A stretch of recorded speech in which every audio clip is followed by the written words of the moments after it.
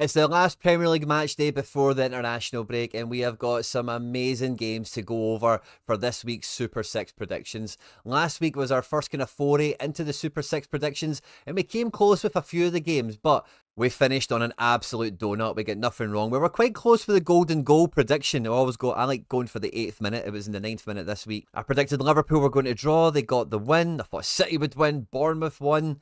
I predicted a draw for Forest and West Ham, but West Ham get absolutely destroyed. And in the 5:30 game, Wolves, Crystal Palace, I knew that would be an exciting one for the neutral. I thought Palace would get the win, but they ended up drawing it in the end. And then, yeah, on Super Sunday, I thought Tottenham Villa would be a bit of a stalemate. I thought they would get the draw, but Spurs absolutely mugged Villa off. Huge win for them. And I thought Chelsea would beat Man United last week, but Man United doing quite well to get the draw out of it. So we finished on no points, sadly. But this weekend, we go again. And the first fixture we've got on the cards for Premier League Super 6 this weekend is West Ham at home to Everton. Two teams that are perpetually in rollercoaster status, it feels like. Highs and lows, loop-to-loops, twists and turns, and everything else in between. And for West Ham, you know, like they've been really hard to predict. Their form has been really all over the place. And Everton, again, not in a too dissimilar situation. But this game couldn't come really at a better time, I feel, for Everton. And maybe a bit of a worse time for West Ham. West Ham have conceded 10 goals in the last 5 games, whereas Everton have only conceded 3. Everton have scored 5 in 5 games, which isn't much to write home about, but West Ham having only scored 8 isn't really that much better either. And the West Ham team doesn't look that much more formidable, doesn't look that much more dangerous. Seeing Big Tam Souček next to Guido Rodriguez and the rest of this lineup, it feels like they're still missing that kind of X factor with no Mohamed Kudus in the team, still playing Mikel Antonio up front. Just really feels like it would suit Everton. Everton have been really strong defensively. I could see this defence keeping the West Ham attack out. And when you look at the likes of Jesper Lindstrom, Dwight McNeil, Iliman Ndiaye, if I can say that, as well as the midfield, Everton have got a lot of good things going for them that I don't think West Ham are going to be able to deal with here. So I don't think West Ham are going to score. I think Everton are going to keep a clean sheet in this game. And part of the thing with Everton is, yeah, they're just not really scoring too much. So I'm going to go for Everton to win this by 1-0. If we have a look at the pundit predictions, Jamie Carragher's went for a 1 each draw, and the admin actually thinks West Ham will get the win. But I'm going to go for Everton to win this by 1-0. And when you think about Premier League teams that are super hard to predict and get their scoreline right for Super 6, out of the top 5, you've got to think Crystal Palace and Fulham are going to be right up there, and they face off against each other this weekend, with both teams really needing the points for different reasons. You know, Fulham are quite safely in mid-table, but trying to push, trying to stretch, trying to maybe dream of getting into those European spots, whereas for Palace, time is of the essence. Every point is already a prisoner. They have taken so long to get their season up and running. And with the results they've had over the last couple of weeks, confidence will be high. They will be coming into this game on the front foot. And I think this is just really set up to be a very similar game to what we've seen for Palace versus Wolves last week. It's going to be end to end. There's going to be goals for both teams. And it's going to be a really tough one to call. The pundits have went for a score draw, 1 each for Carragher and the admin. And on the popular vote, people find it really hard to split it. If we have a look at the expected team for Crystal Palace, it's going to be Kamada and Doucouré in the engine room. Otherwise, the rest of the team does quite pick itself. I suppose Jeffrey Schlupp is not what most Crystal Palace fans would want to see in their starting in their best 11. But hey, the rest of this team, the system, the shape, should maximise a lot of the qualities that is in this Crystal Palace starting 11. And when we look at Fulham, this is basically the same team they've been playing all season. Adama Traore dropping out for Reece Nelson is one of the surprises. But again, this is a team that like to attack. I've got a pretty good defence, got a pretty good goalkeeper. But I don't think either one of these teams is going to keep a clean sheet. I think both of them get a goal, no two ways about it. And I think Crystal Palace have just got that wee bit between the teeth right now where scoring 2 goals or more is on the cards for them. And with Fulham, like, they can concede, as we've seen, conceded 3 against City and Villa, which, you know, there's not really any shame in that. But I think, yeah, I would maybe take Palace to win this by 2-1. Maybe 3-2 if it's really fireworky, you know, it really does go off. Yeah, I think this is a high-scoring game, so I'm going to take Palace to win this one by 3-2. Now, guys, just a quick one. This season, I was really looking forward to playing Football Manager, but with the delays that they've had, where they're not going to be bringing it out now until March or February 2025, I went looking around for another Football Manager game, and that's how I came across MFL, Meta Football League, which is it's just like Football Manager. It's a football management game, but there's no real players in it. It's just like playing a game where you've taken it all the way to all the players being regens, but all the players, because they are like not real players, they're all individual kind of characters in the game. You own all the individual members of your squad. You actually own your club. You can own multiple clubs, and all these things can be bought and sold on the market within the MFL for real cash. All these teams, leagues and players and clubs and all the rest of it compete in competitions to win real cash as well. We've got some videos on the channel where I unbox it and break through all the mechanics of it as well. If you're interested in catching that, I recommend you check out those videos. I'll link one of them at the end of this video anyway. If you are interested in playing this game, by clicking on the link that's in the description of the video, you do support me and all the content here at the channel, and I thank you in advance if you do so. If you get stuck, if you've got any questions, jump into the comment section. I'll come and help you out. And then Saturday 5:30, we've got Brighton at home to Man City. In a game that is, for me, a massive six-pointer for the Champions League places. Man City, as we know, are going to finish in the Champions League places, don't get me wrong. But Brighton are trying to keep pace with that pack. They're trying to disrupt that natural order of the top four, the top six or whatever, and really break into it, having missed out last year. And their form this year has been pretty decent. I know they've lost back-to-back games here in the Cup and the league against Liverpool, but otherwise Brighton have been very impressive with their young manager and all the talent that they've brought in this summer. You know, Brighton have just been a really easy team to follow this year and really just hope that they do well. Man City, but are in an unprecedented, terrible state, an injury crisis, losing 3 games on the bounce in all competitions. It's just going from bad to worse for Man City at the moment. And Brighton, I don't think, could find City at a much better time. The pundits, Carragher and the admin, both think City are going to win this by 2-1. All of you guys, the popular vote, think City are going to win this. But when I look at the Brighton projected team, this team has goals in it. I don't know if it has a clean sheet in it, especially against City, but with the likes of Matoma, Ferdi Kadioglu, if he's going to be in advanced positions, Pervis Estupiñán, we know, likes to attack, Welbeck's in his best form ever, and Jorginho Rutter, João Pedro from the bench. Brighton have definitely got weapons here, and at the Amex at home, they're definitely no mugs. Looking at the Man City team, it's really, really strong in all places. It's definitely not first choice.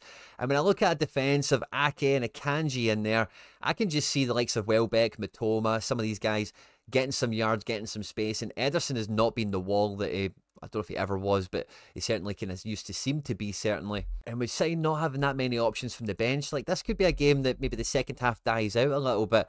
I think Brighton definitely score a goal in this one, maybe 2. I think City scoring this, of course, but I'm going to take Brighton to win this, I think, by 2-1. I think they just squeak it out. It'll be quite a tight game, although Brighton do defend quite, you know, dangerously. It's probably the only word I could think about it, which maybe gives City another edge into this game. Maybe I go with a 2-2 draw on this one. I'm not sure Brighton could score more than 2 against City. Yeah, I think this is the way I'm going to go. I'm going to go with a 2 each draw on this one. I think City will drop points again. I don't see Brighton losing this. I don't really see them winning it either, though. So yeah, a Desmond 2-2. This is going to be a draw. And then Saturday night, we have a heavyweight clash. Liverpool at Anfield at home to would-be challengers to the crown, as it were, Aston Villa. And I don't think either one of these teams has had a season that's went to the storybook, as it were. Arne Slot's first season at Liverpool is firmly been hit the ground running, and you know, they look super impressive.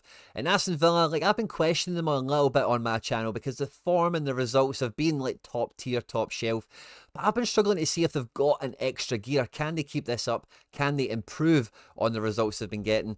And if we look at the form that they've recently just came into across 3 competitions here, the League Cup, the Premier League, and then the Champions League, it's 3 losses on the bounce. And for me, this game is an acid test, is a litmus test for Unai Emery's Aston Villa of, are they the real deal? Have they progressed from last season? Can they genuinely challenge the top 4? Because if you look at the wobbles that City's had, that Arsenal might be having, and if you can beat Liverpool, like, really everything is still open for Aston Villa, but they need to kick on. They need to start excelling the way that you could perhaps probably argue that Liverpool have under Arne Slot. Carragher's taking Liverpool to win this by 1-0. I don't see Liverpool keeping a clean sheet here. And the admin thinks that Liverpool will score 3 against Aston Villa. I really don't see that either. I think the Aston Villa defence and Emi Martinez will be here to keep a clean sheet and keep it tight. If we look at the projected teams, like, the Liverpool team is mad strong. Top in every position. But with Kelleher in goals and with the threat of Aston Villa's attack, I just don't see this clean sheet happening. And with the bench that Liverpool have, it's maybe not quite as formulaic as the Aston Villa bench. So the second half could be quite decisive in this match. The Aston Villa lineup is projected to be as strong as it gets, really. With Carlos preferred over Cash, there's going to be an extra focus on the defensive resilience here. But with Morgan Rogers, Watkins, Ramsey, Tielemans, like, even Bailey, I think they've got enough weapons to be scoring goals in this. I don't think Liverpool score more than 2, but I think they will score 2.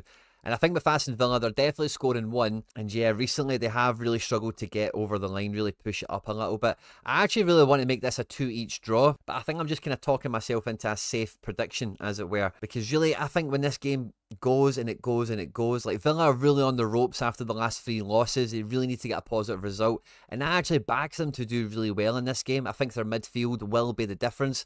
I think their defence is going to be really troublesome for Liverpool. And yeah, I think 2-each, it's hard to imagine more goals in this game. But Saturday night, 8 o'clock, under the floodlights, Anfield, it feels like if there's going to be fireworks, that is the venue for it.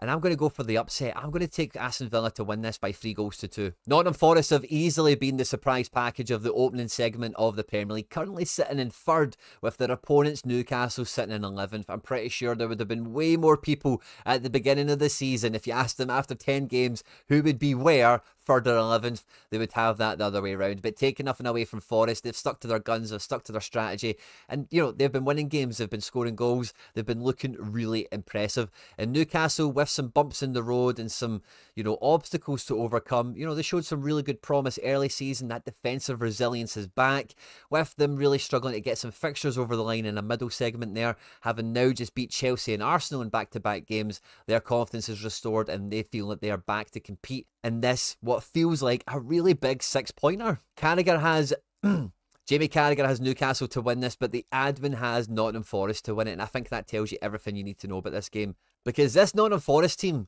has got some amazing attacking talent in it. Chris Wood is living his best life, of course, but with Morgan Gibbs-White back in town, Callum Hudson-Odoi finding that potential that he had at Chelsea and starting to realise it, along with former Newcastle player Elliot Anderson, this attacking, I was going to say trident, but there's 4 of them, is formidable. Their defence, Milinkovic and Murillo, have been very impressive. In the defensive midfield, you know, the engine room, again, has been a match for everyone that they've played against. The Newcastle team, but is as you would expect. I could see them being very resolute defensively in this game.